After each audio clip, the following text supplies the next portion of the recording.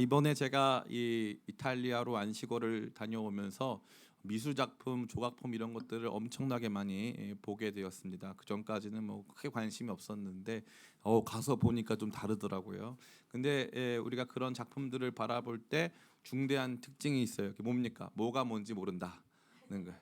이 조각상 저 조각상이 다 똑같아 보이더라라는 거죠. 그런데 놀랍게도 참 이 똑같은 조각상인데 달라질 때가 있어요. 언제 달라지냐면 해설을 들으면 야 그렇구나 하고 달라져요. 해설을 들으니까 똑같은 조각상이 아니더라고요.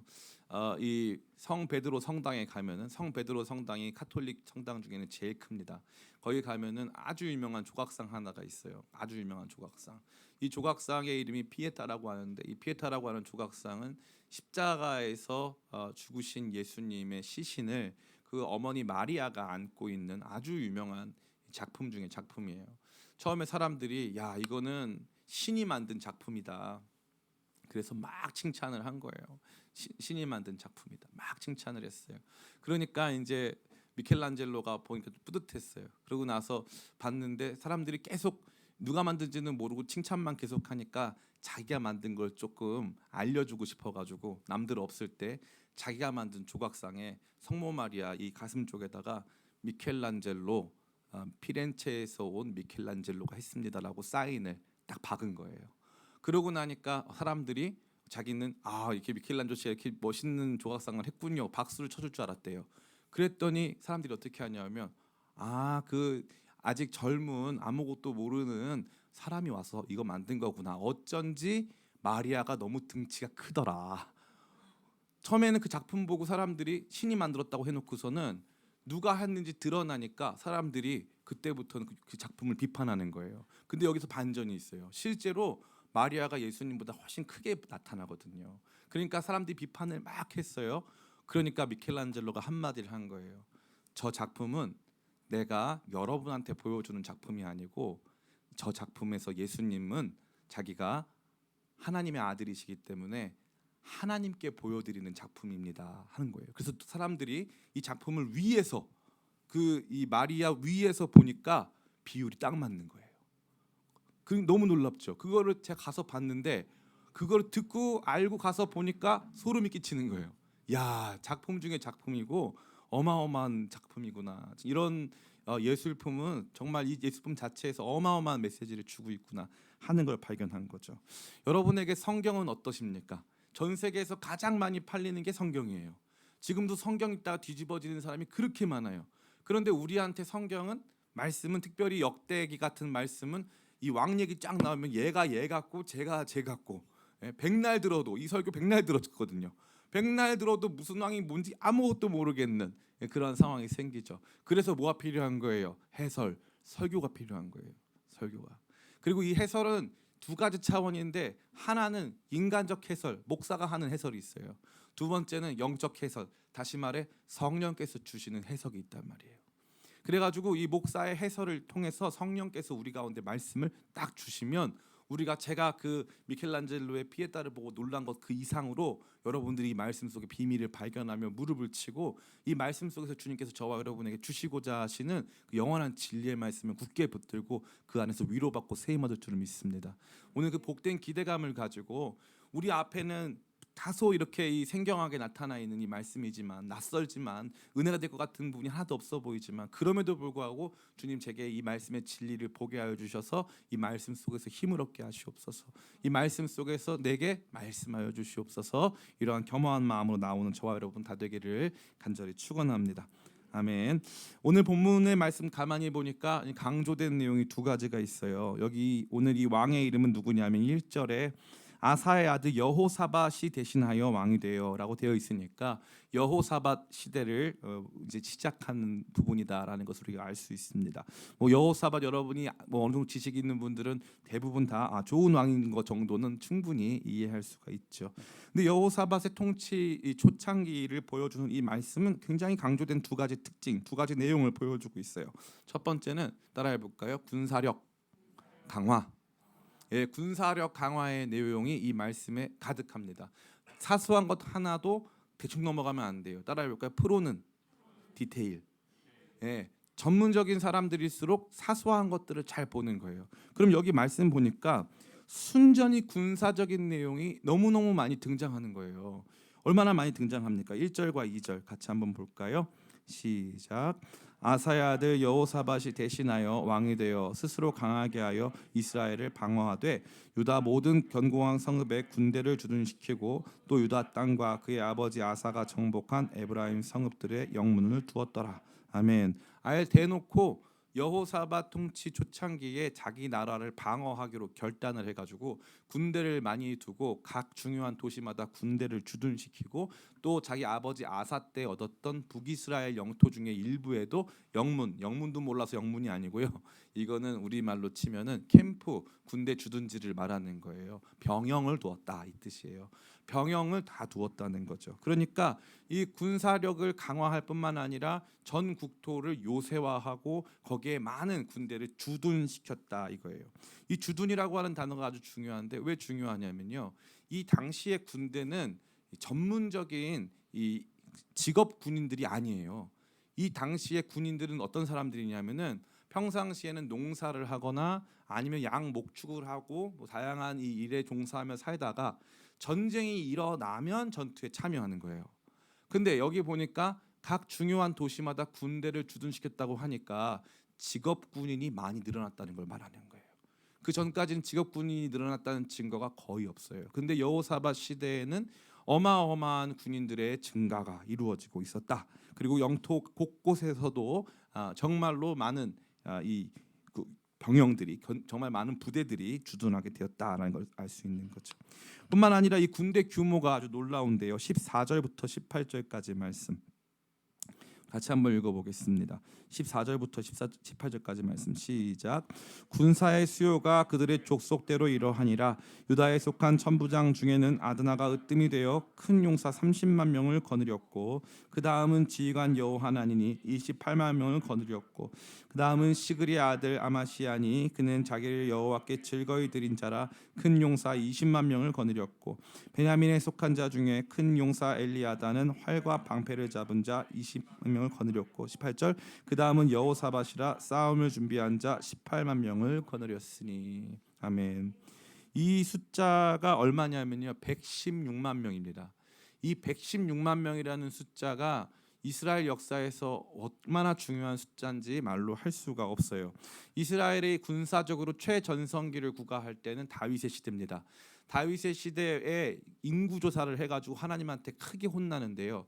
그 인구 조사는 단순한 이 모든 국민의 숫자를 조사한 게 아니라 전쟁에 나갈 수 있는 전쟁에 동원할 수 있는 군사의 숫자를 측량을 한 것입니다. 그렇게 측량된 숫자가 두 개인데 하나가 130만이고 다른 하나가 157만입니다. 근데 이게 문제가 뭐냐면은 여호사밧 시대는 남유다와 북이스라엘이 분단된 상황이에요. 근데 다윗 시대는 통일돼 있었단 말이죠. 통일돼 있었을 때 제일 많이 등장하는 숫자가 157만이에요.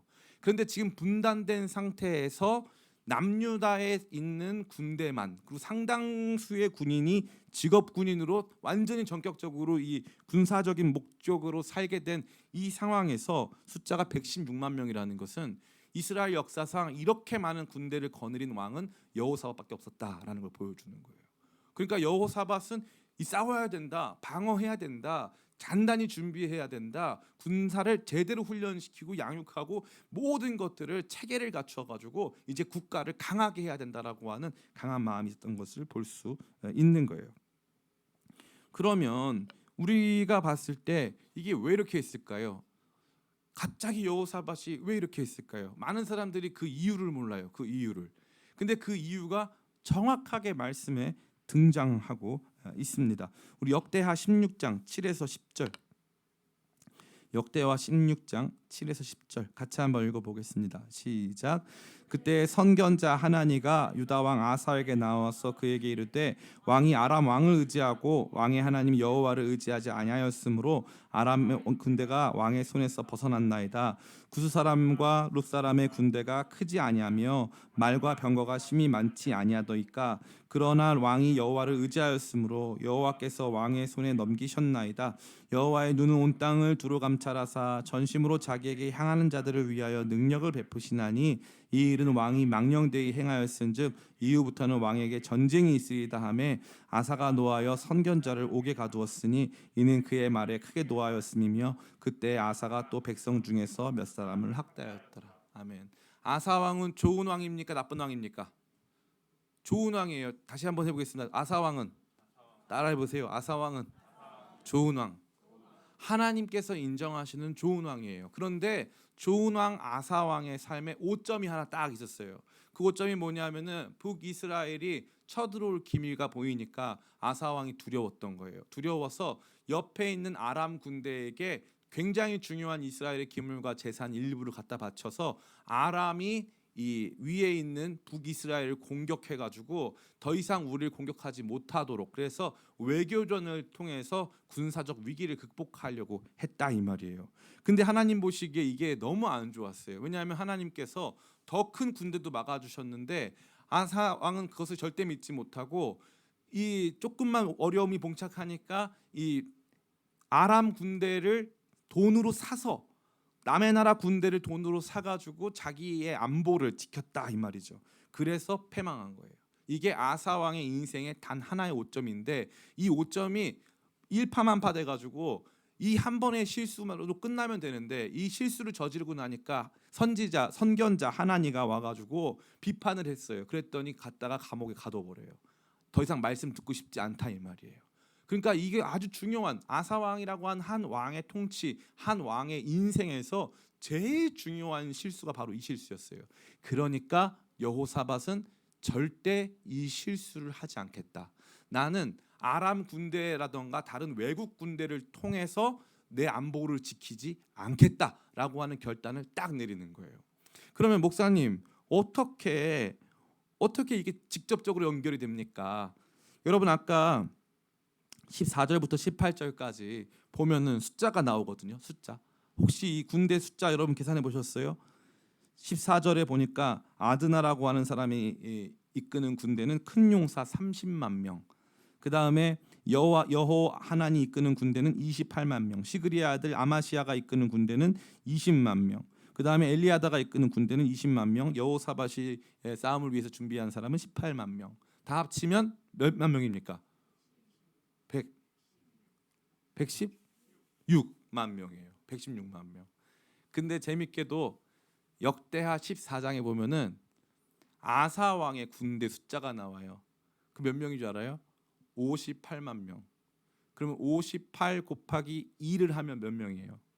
116이 나와요. 자기 아버지가 가지고 있었던 군대 규모의 정확하게 2배예요. 정확하게 2배. 우연이 아니죠. 정확하게 2배. 우리 아버지가 하나님께서 주신 이 통치 영역 속에서 다스릴 때 그 마음은 순수했고 정말 하나님 앞에서 좌로나 우로나 치우치지 않고 하나님만 섬기려고 했지만 사실 삶에서 준비된 게 하나도 없었고 이 이스라엘을 다스리기 위해서 남유다를 다스리기 위해서 정말로 최선을 다해야 할 왕으로서 감당해야 할 이 군사력 기반을 갖추지 못했기 때문에 결정적인 순간에 하나님 앞으로 온전히 나가지 못했다라고 하는 인식이 여호사밧에게 있었는지 그가 준비한 군대의 숫자는 정확하게 아사 왕의 군대 숫자의 딱 2배입니다. 딱 2배. 그리고 그 16장에서 아사 왕이 실패했는데 아사 왕이 실패한 그 다음 장 17장에 여호사밧이 그가 어떻게 왕이 되었는지 배경도 설명하지 않고 즉각적으로 나와서 바로 군사부터 확충하는 것을 봤을 때 지금 아사 왕 여호사밧 왕이 이 모든 일들을 추진하는 과정에 있어서 아사 왕에 대해서 염두하고 있었음을 우리는 분명히 볼 수 있는 거예요. 두 번째, 첫 번째 특징은 이 군사력 이 증강, 국방력 강화. 두 번째는 뭐냐면요, 따라해 볼까요? 말씀 교육. 이 말씀 교육에 공을 들이고 있다는 것을 우리가 볼 수 있어요. 우리 7절부터 우리 9절까지 말씀 같이 읽겠습니다. 시작. 그가 왕위에 있은 지 3년에 그의 방백들 벤하일과 오바댜와 스가랴와 느다넬과 미가야를 보내어 유다 여러 성읍에 가서 가르치게 하고 또 그들과 함께 레위 사람 스마야와 느다냐와 스바디아와 아사헬과 스미라목과 여호나단과 아도니아와 도비아와 도비도니아 등 레위 사람을 보내고 또 저희와 함께 제사장 엘리사마와 여호람을 보내었더니 그들이 여호와의 율법책을 가지고 유다에서 가르치되 그 모든 유다 성읍들로 두루 다니며 백성들을 가르쳤더라. 아멘. 제가 꿈이 있는데 제 꿈이 뭐냐면은 우리 모든 성도님들이 교회에 오면은 이렇게 버튼이 이렇게 있는 거예요. 그래서 자기 이름을 딱딱 치거나 자기 번호를 치면은 이렇게 성경 갖다 주는 기계가 성경을 쫙 갖다 주는 거예요. 그래서 성경 딱 받아가지고 자기 성경을 들고 와가지고 이제 거기다가 착착착 이제 교회에서 우리 말씀 시간에 배운 것들 이렇게 적어놓고 다시 이제 집에 갈 때 딱 놓고 가면 이제 딱 정리해주고 이런 그런 꿈 같은 날들을 꿈꿔봅니다. 왜냐하면은 이것도 성경에 표시가 안 되면 나중에 여러분 성경 또 읽으실 때 이거 하나도 기억 안 나요. 하나도 기억 안 납니다. 표시를 해놓으면 기억이 나요. 성경을 내가 읽을 성경을 가지고 표시를 해놓으면 기억이 나요. 근데 안 그러면 기억이 하나도 안 나는 거죠. 놀랍게도 여기 율법책이란 단어가 너무나 중요한 거예요. 역대하에서 처음 나오는 율법책이라는 단어예요. 율법책을 대대적으로 가르친 왕은 이 뒤에 요시야 왕 빼고 이스라엘 전 역사상 여호사밧밖에 없습니다. 이 왕이 전무후무해요. 그러니까 물론 요시야가 있지만 요시야는 종교 개혁이라고 하는 의미가 더 중요했고 기존에 있는 율법책을 활용해 가지고 이스라엘 백성들을 실제적으로 가르치겠다라고 하는 왕은 여호사밧밖에 없었다는 거예요. 여호사밧이 이 가르치는데 이 가르침을 어떻게 하고 있냐? 재밌는 건 뭐냐면 가르치려면 누구를 보내야 돼요? 우리 진경이 가르치려면 누구를 보내야 됩니까? 선생님들을 보내야. 박수 한번 쳐주세요. 선생님들을 보내야죠. 선생님들을 말씀 가르치는 선생님들을 보내야 되는데 7절에 보니까 선생님 안 보내고요. 선생님 당연히 보냈는데 선생님과 함께 누구를 보내냐면 7절에 그가 왕위에 있은 지 3년에 그의 방백들을 보내요. 방백들. 이 방백들이라고 하는 것은 지도자들, 정치가들, 행정가들을 의미하는 거예요. 그러니까 그냥 뒤에 나오는 제사장들과 레위 사람뿐만 아니라 방백들을 같이 보냈다라고 하는 것은 이거예요. 나라에서 갑자기 예루살렘에서 누가 나오셨대요. 선생님들이 오셨대요. 선생님들이 오셔가지고 저희가 왕의 명을 받고 지금 여기 베들레헴에 말씀 가르치러 왔습니다. 그러면은 사람들이 쌍수 들어서 환영해가지고 그러면은 우리 모든 학교에 다 가셔서 말씀 가르쳐 주시고 또 우리 각 가정에서 지금 주부들이 일하고 있는데 다 모아서 말씀 가르쳐 주세요 할까요? 아니면은 대충 때우려고 할까요? 대충 때우려고 하는 거예요. 그러니까 누구를 보내는 거예요? 행정관들, 지도자들, 정치가들을 같이 보내서 실무적으로 말씀 교육을 뒷받침하겠다 이거예요. 실무적으로, 정치적으로, 행정적으로 이게 제대로 되게끔. 그래서 그 각 도시를 다스리는 사람들도 이 말씀 가르치는 사람들을 함부로 할 수 없게끔 정말 제대로 말씀을 가르치겠다라고 하는 의지를 가지고 이 사람들을 파견했다 이거죠. 뿐만 아니라 여기 보면은 레위 사람과 제사장들까지 같이 보냈다는 것은 권위 있게 하나님 말씀을 가르치겠다라는 것을 의미하는 거예요. 그리고 또 한 가지는 실천적으로 실제의 삶 속에서 하나님 말씀을 가르치겠다. 그러니까 행정적으로, 정치적으로, 권위적으로, 실천적으로 이 말씀을 도저히 안 받아들일 수 없게끔 가르치겠다라는 거죠. 그러면 이게 뭐가 다릅니까? 아사 왕은 좋은 왕이에요. 좋은 왕 아사 왕이 이스라엘에 존재했었던 우상 숭배의 문화를 척결하고 이스라엘을 순결하고 거룩하게 만들려고 엄청나게 애를 많이 썼어요. 그런데 거기까지였어요. 거기까지. 완전한 변화가 임했어요, 못 임했어요? 못 임했어요. 안타깝게도 상당 부분 개선이 되었지만 영적으로는 충분히 회복될 수 없었어요.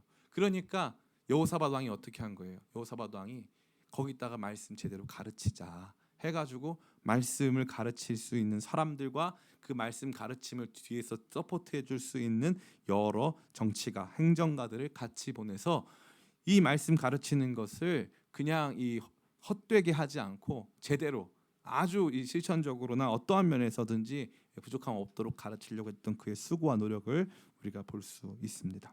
자, 그러면 이와 같이 했더니 어떤 변화가 일어났습니까? 따라해 볼까요? 잘 됐다. 잘 됐어요. 이렇게 하니까 참 좋은 일들이 많이 있었습니다. 그러니까 어떻게 됐습니까? 우리 같이 한번 읽어보겠습니다. 우리 3절부터 5절까지 말씀 같이 읽겠습니다. 시작. 여호와께서 여호사밧과 함께 하셨으니 이는 그가 그의 조상 다윗의 처음 길로 행하여 바알들에게 구하지 아니하고 오직 그의 아버지의 하나님께 구하며 그의 계명을 행하고 이스라엘의 행위를 따르지 아니하였음이라. 그러므로 여호와께서 나라를 그의 손에서 견고하게 하심에 유다 무리가 여호사밧에게 예물을 드렸으므로 그가 부귀와 영광을 크게 떨쳤더라. 아멘. 그가 부귀와 영광을 크게 떨쳤다 이 말이에요. 잘 됐다 이 말이에요. 잘 됐다.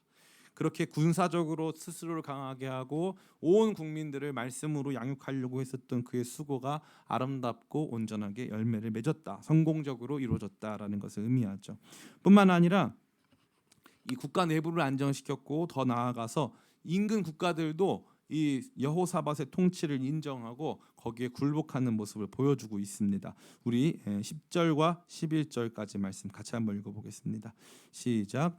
여호와께서 유다 사방의 모든 나라에 두려움을 주사 여호사밧과 싸우지 못하게 하심에 블레셋 사람들 중에서는 여호사밧에게 예물을 드리며 은으로 조공을 바쳤고 아라비아 사람들도 짐승떼 곧 수장 7,700마리와 수렴소 7,700마리를 드렸더라. 아멘.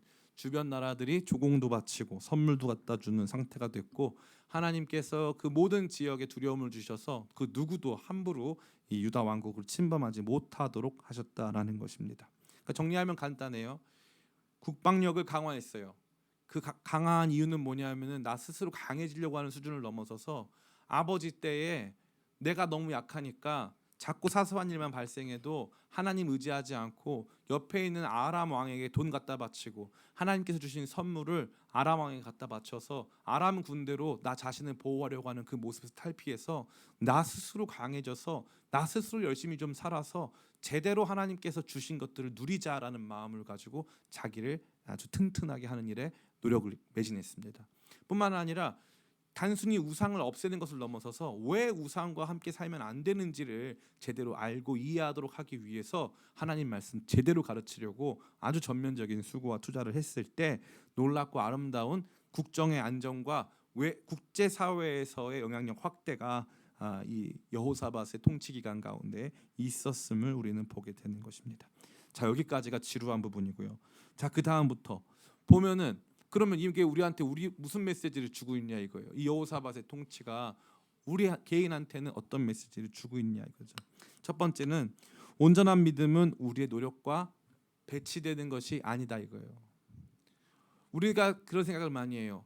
여호사밧이 군사력 늘렸으니까 우리가 다른 왕들 이야기 듣다 보면요. 군사력 늘렸거나 요새를 만들었거나 수고를 하는 왕들이 불신앙적으로 비추는 거예요. 그러니까 우리는 여호사밧이 좀 불신앙적으로 한 것 아닌가 생각하기가 쉬워요. 근데 놀랍게도 아니에요. 아사 왕은 믿음 가운데서 그가 해야 될 역할 중에 하나가 군대를 더 확충하고 제대로 하나님 앞에서 살아야 했어요. 그러나 그럼에도 불구하고 그는 그거보다는 그때 맞춰서 하나님 의지하고 자기는 실력 없이 살았다 이거예요. 나는 실력이 없는데 하나님께서 실력이 있으니까 나는 하나님만 믿고 살아야 된다라고 하는 잘못된 생각이 이 아사 왕에게 있었다는 거죠.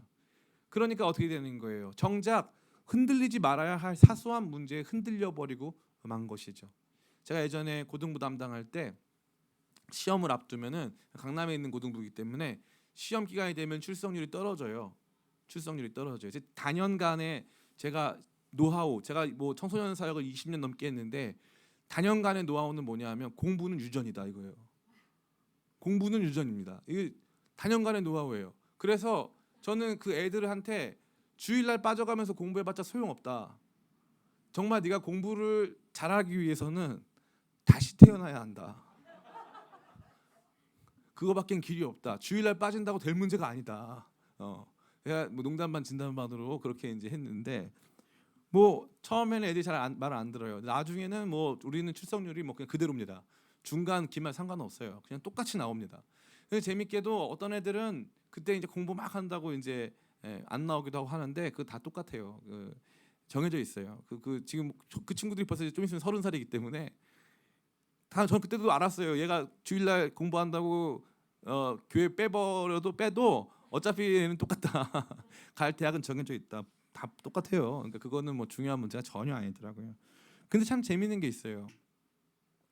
그때 아이들하고 어떤 구호를 외쳤냐면은 맨날 외치던 게 뭐냐면 제가 먼저 딱 선창을 하는 거예요. 준비한 것만, 공부한 것만. 그럼 애들이 공부한 것만. 그 다음에 제가 맞게 하소서, 맞게 하소서. 그러면 애들이요 처음에 공부한 것만 하면은 이제 뭐라고 생각하냐면은 공부한 것만 시험에 나오게 하소서 이건 줄 알아요. 근데 제가 외치는 게 공부한 것만 맞게 하소서 이러니까 혼란이 오는 거예요. 믿음이란 뭐냐 이거예요. 그 아이들이 생각하는 믿음은 열심히 믿으면 시험에 내가 공부한 것만 나온다든지 공부를 안 한 것도 맞게 되는 그거가 믿음인 줄 아는 거예요. 근데 어디서 얼굴 까만 전도사님이 와가지고 갑자기 공부한 것만 그리고 애들이 공부한 것만 했는데 맞게 하소서 그러면 애들이 좌절이 엄습하는 거예요. 왜냐하면 공부를 많이 안 했거든요. 이게 문제인 거예요. 공부를 안 했는데 맞기 시작하면 공부를 안 하죠. 노력을 안 하죠. 발전이 없죠. 제가요 만약에 설교 준비를 하는데 그 말씀을 펴가지고 그 말씀을 주님께 올려드리면서 주님이 다 하세요. 주님이 다 하세요. 이렇게 한 다음에 저는 나와가지고 말씀을 한다. 이게 몇 번 가능하냐면 저희가 해봤거든요. 몇 번 가능하냐면 10번 가능해요. 10번. 여러분들하고 저랑 딱 10번 정도 하면은 야 우리 목사님 신령하다. 아무 본문이나 딱 펴가지고 하나님께 다 맡겨드리고 하니까 참 이 말씀이 기가 막힌다. 이거는 언제 가능한 거냐면은 제가 특별 강사일 때는 가능해요. 특별 강사일 때. 문제는 뭐냐? 담임 목사일 땐 불가능해요. 이 설교를 여러분 몇 번 생각해 보세요. 우리 수요일 금요일 날 다 나오시는 우리 하나님께서 기쁘게 영광 받으시는 비파와 수금 성도님들, 예? 수요일 금요일 나오는 비파와 수금 성도님들은 일주일에 설교가 3편이 기본으로 깔리는 거예요.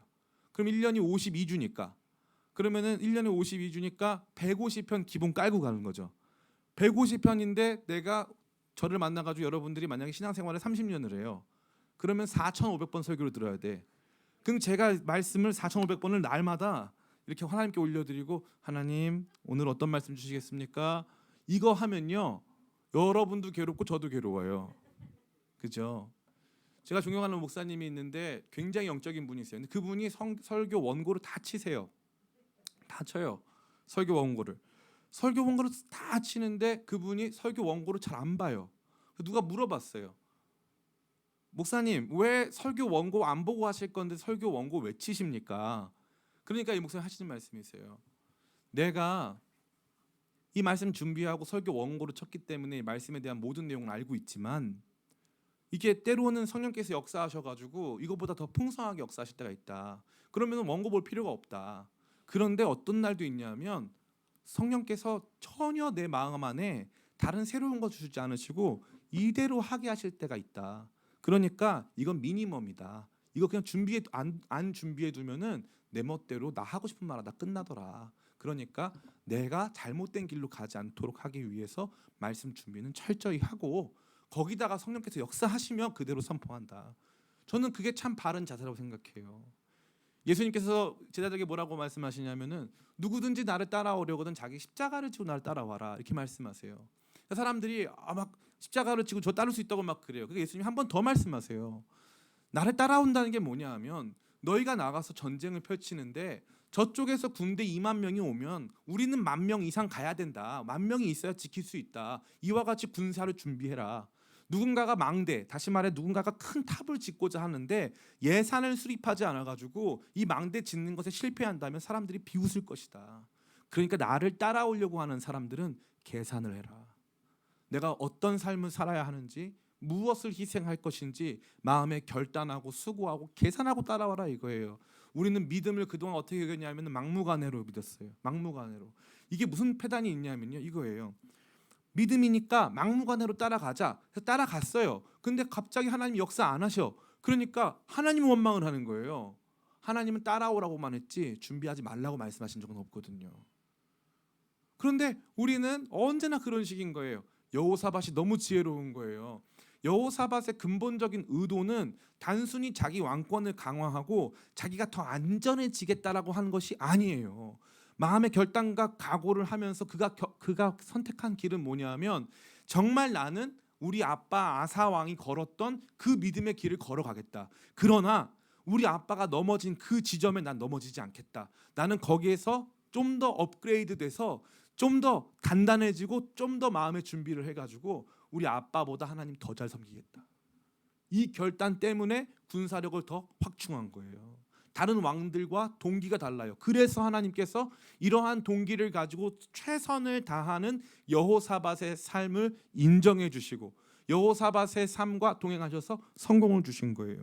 이게 우리에게 주는 메시지가 그야말로 어마어마한 거예요. 따라해 볼까요? 나는 최선을 다하고 하나님은 나의 최선을 기쁘게 받으신다. 최선을 다하지 않았는데 하나님께서 내 인생을 복되게 하신다. 최선을 다하지 않았는데 하나님께서 내 인생에 복을 주셔서 다른 사람 누리지 못하는 것 누리게 하신다. 그거야말로 독입니다. 그 복 아니에요. 독이에요, 독. 하나님께서는 절대 그렇게 역사하지 않으십니다. 근데 우리는 자꾸 어떻게 하는 거예요? 누가 어디서 넘어지나 어떤 부분이 우리를 신앙으로부터 멀게 하는가에 대해서 고민하지 않고 그냥 나는 언제나 믿음이 좋을 것처럼 나는 언제나 믿음이 좋을 것처럼 생각하는 경우가 아주 많다는 거예요.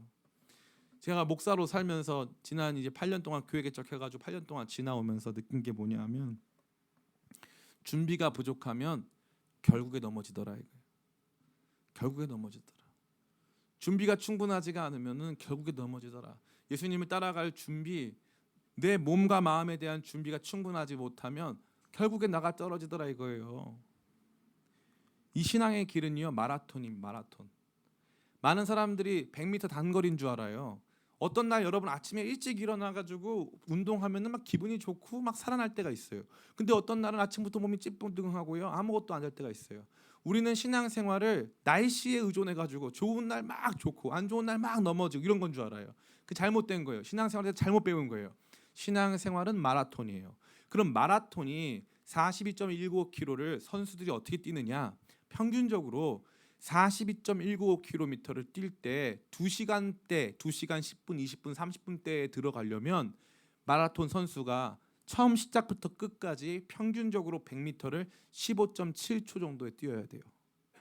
이거를 42.195km 정도 뛰어야 된다. 이게 서울에서 시작하면 안성쯤 가야 되는데 서울에서부터 안성까지를 100m에 15.7초씩 뛰는 거예요. 저는 여러분 앞에 고백할 수 있는데 저는 그냥 떠도 100m에 15초를 못 뛰어요. 네, 여러 고백들이 나옵니다. 막 지금 저도 그렇습니다. 주님 저도 그렇습니다. 그런데 그걸 얼마큼 뛰어야 된다? 42.195km를 내내 뛰어야 되는 거예요. 인생이 마찬가지예요. 처음에 시작할 때부터 죽는 그 순간까지 쉬운 날이 없다니까요. 쉬운 날이 없어요. 그럼 마음을 단단히 먹고요. 저것이 나 넘어뜨릴까? 이 준비되지 못한 마음이 연약한 이 심령이 나를 넘어뜨릴까? 건강에 대해서 내가 돌아보지 못하는 것이 나를 넘어뜨릴까? 내 안에 있는 상처와 결핍이 나를 넘어뜨릴까? 날마다 준비하면서 스스로를 강하게 해야 하거든요. 근데 우리는 언젠가부터 스스로를 강하게 하는 믿음은 믿음이 없는 거고 하나님 신뢰하지 못하는 거다. 아니에요. 나는 최선을 다하지만 하나님께서 이 모든 것들을 완성하시리라고 하는 믿음을 갖는 거죠. 내 수고와 하나님께서 함께 하심이 절대 배치되는 게 아니에요. 근데 우리는 상처가 많아요. 나는 열심히 했는데 하나님이 안 주시더라고요. 그래서 열심히 안 하려고요. 그럼 더 안 주시는 거죠. 그 최악의 결과예요. 나는 열심히 했는데 하나님이 잘 안 주세요. 그러면은 이제 하나님이 또 안 주시니까 더 안 좋은 결과, 더 안 좋은 결과. 그러니까 이제 하나님하고 멀어지는 거예요. 나는 나대로, 하나님은 하나님대로. 최악입니다. 여호사밧의 길을 잘 보세요. 여호사밧이 비교적 끝까지 이 길을 걸어갈 수 있었던 이유가 물론 여호사밧에게도 문제가 있어요. 그러나 그의 통치나 그의 나라의 안정감이나 있어서 여러 가지 부분에서 그가 그나마도 하나님 앞에 쓰임 받아서 중요한 이유가 뭐냐면 처음에 시작할 때부터 마음을 단단히 먹고 시작한 거예요. 준비를 철저히 하고 시작한 거예요. 아버지는 58만 명의 군대가 있었지만 아버지는 하나님 한 번은 의지할 수 있었어요. 근데 두 번째는 의지할 수가 없었어요. 구스 사람들 쳐들어왔을 때는 의지했어요. 그러나 북이스라엘이 내려오려고 했을 때는 의지하지 못했다 이 말이에요. 그러니까 나는 그렇게 하면 안 되겠다. 열심히 해야 되겠다. 최선을 다해야 되겠다. 그러한 마음을 가지고 사는 거죠. 전 여러분에게도 다시 한번 말씀드립니다. 여러분 뒤에 있었던 일들은 뒤로 하시고요. 앞에 것만 바라보고 가시면 돼요. 이제부터가 중요합니다. 이제부터가 중요해요. 뒤에 무슨 뭐 우리 엄마 아빠를 잘못 만나가지고 엄마 아빠 잘 만난 사람 많이 없어요. 엄마 아빠를 잘못 만나가지고 뭐 내 주변에 사람이 뭐 없어가지고 남편을 잘못 만나가지고 아내 다 소용없는 일이에요. 그건 내일에 아무 적어가 없어요. 중요한 건 지금부터예요. 이제부터 여러분도 이 준비를 하시는 거예요. 여기서 넘어지면 안 되겠다. 재정의 준비, 건강의 준비, 관계의 준비. 그래서 여러분 취미생활도 갖추고 내가 계속 해나갈 수 있도록 이 일들을 할 수 있도록 최선을 다해서 걸어가는 거예요. 그럴 때 하나님께서 함께 하시는 것이지. 그리고 그렇게 할 때 하나님께서 함께 하시는 삶에 익숙해져야지, 가만히 멍 때리고 있다가 하나님께서 함께 하시는 것만 익숙해지면 아무것도 못하고 수도원 올라가야 돼요. 그게 아니에요. 삶의 현장에서도 하나님 함께 하시고 나의 최선을 가치 있게 만드시고 나의 희생과 나의 수고와 함께 하시는 주님을 경험하기 시작할 때 하나님하고 우리랑 결이 맞는 거예요. 하나님하고 결이 맞으면 돼요. 그러면은 내 수고가 헛되지 않아요. 근데 하나님하고 결이 안 맞으면 나는 수고했는데 피곤하고 하나님 역사 안 하시고, 이게 최악의 결과예요. 최악의 결과입니다. 전 여러분들이 이러한 믿음 한 분도 없으시기를, 그래서 우리를 강하게 하고 우리를 힘있게 만들고 우리를 하여금 준비케 만들고 우리 삶에 주어진 것들을 잘 보존해서 하나님께서 정말로 사용하실 수 있게끔 성공적인 삶을 살 수 있게끔 최선을 다할 수 있는 저와 여러분 되시기를.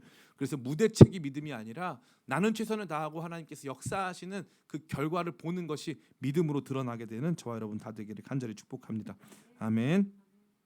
자, 두 번째가 이거예요. 첫 번째 얘기 듣고 나면은 이제 마음속에서 이런 마음이 드는 거예요. 그래, 한번 해보자, 열심히 하자. 그런데도 뭐가 들어요? 반신반의가 드는 거예요.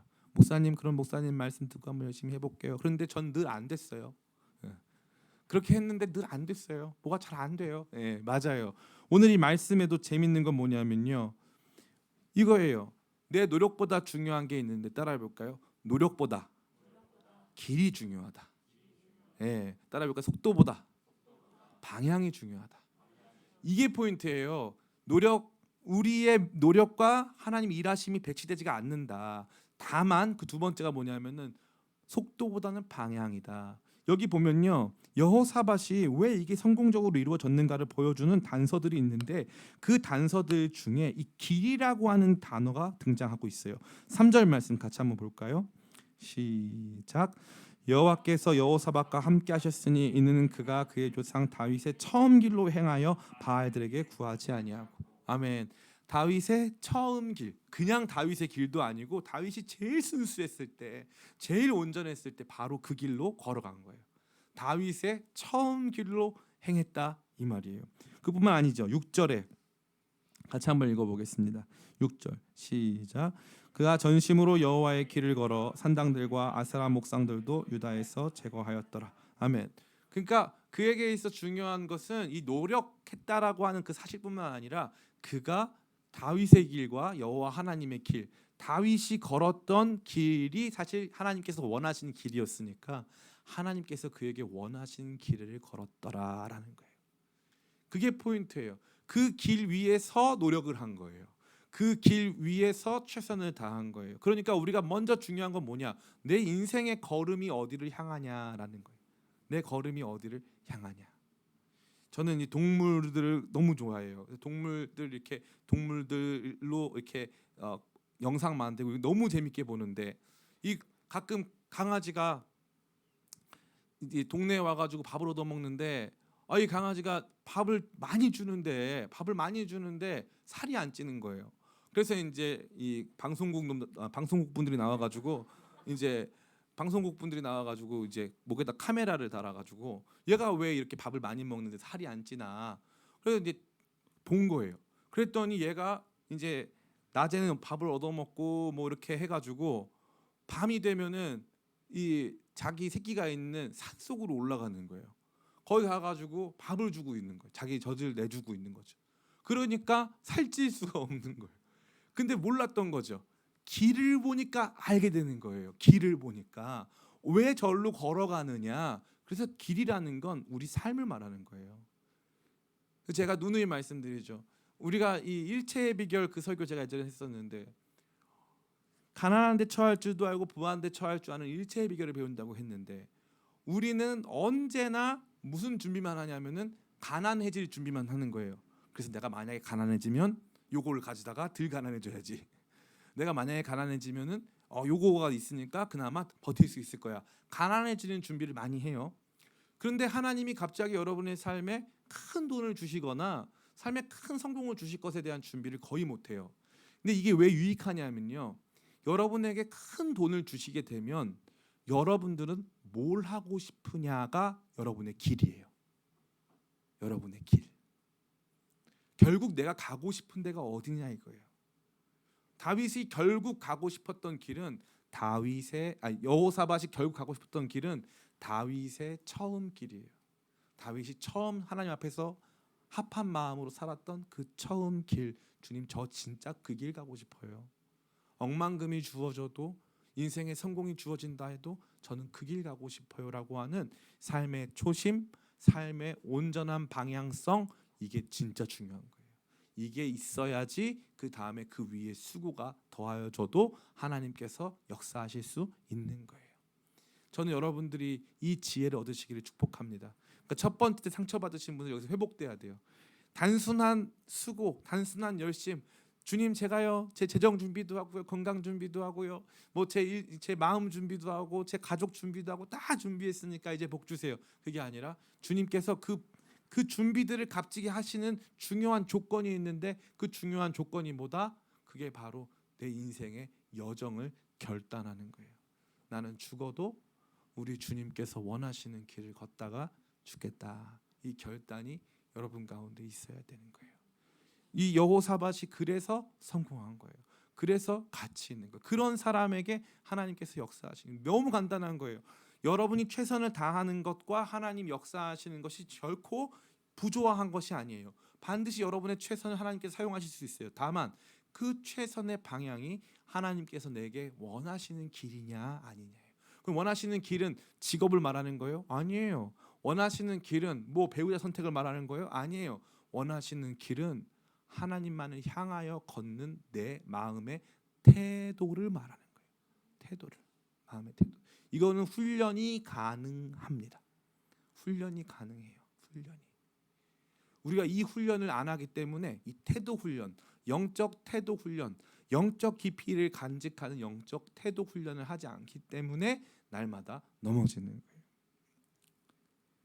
시간이 길어졌지만 제가 한번 드린 적 있는 간증인데 참 이 말씀 앞에 유익하다고 판단이 돼서 한 번 더 나눴으면 좋겠어요. 지난번에 여기 가브리엘의 집 27주년 행사를 할 때 설교자로 요즘에 아주 핫하고 유명하신 이 김기성 목사님이라는 분이 오셨어요.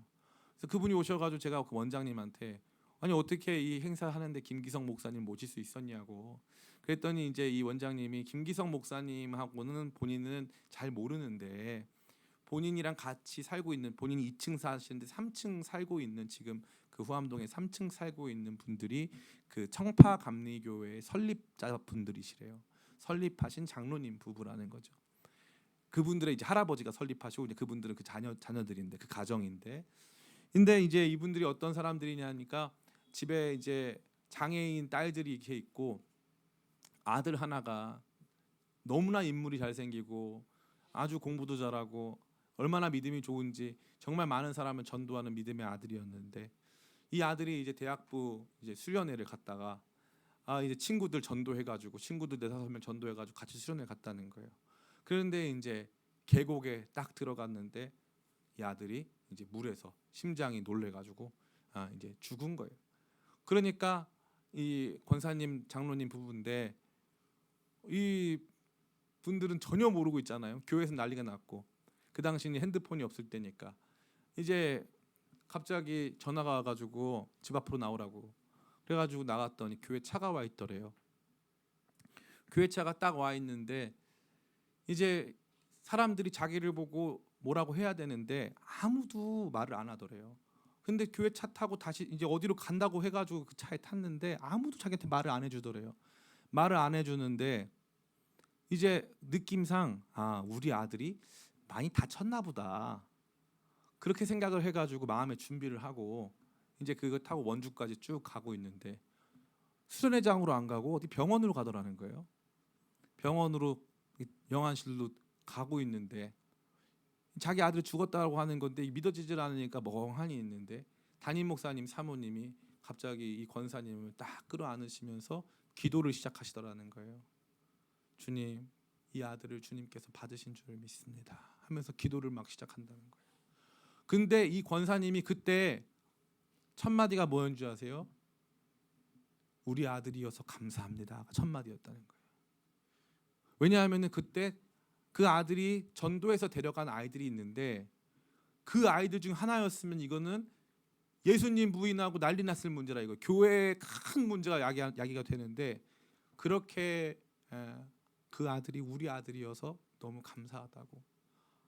그러고 나서 하나님께서 위로해 주시고 하면서 지나온 세월에 대해서 이제 저한테 그 교회에 김기성 목사님이 부임하셔가지고 그 목사님이 이제 지금도 그 권사님 장로님 가정하고 너무 긴밀하게 지나시다 보니까 이제 설교까지 하러 오셨다는 거예요.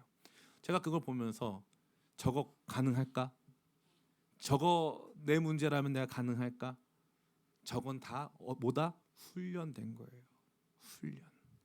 손양원 목사님이 자기 아들 2명을 이 여순 항쟁 사태 때 자기 아들 2명이 이 빨갱이 이 공산당에 완전히 세뇌돼 있던 이 다른 청소년이 자기 아들 2을 죽여요. 한 번에 하루 아침에. 그러니까 장례식에서 그 아버지가 9가지 감사라고 하는 설교를 해요. 9가지 감사. 내 아들을 원래 미국으로 유학 가게 돼 있었던 내 아들을 미국보다 좋은 천국으로 인도하시니 감사합니다. 해가지고 9가지 감사를 해요. 제가 그때 느낀 게 뭐냐면 이게 그냥 즉흥적으로 할 수 있는 수준이 아니에요. 이거는 훈련된 거예요. 쌓인 거예요.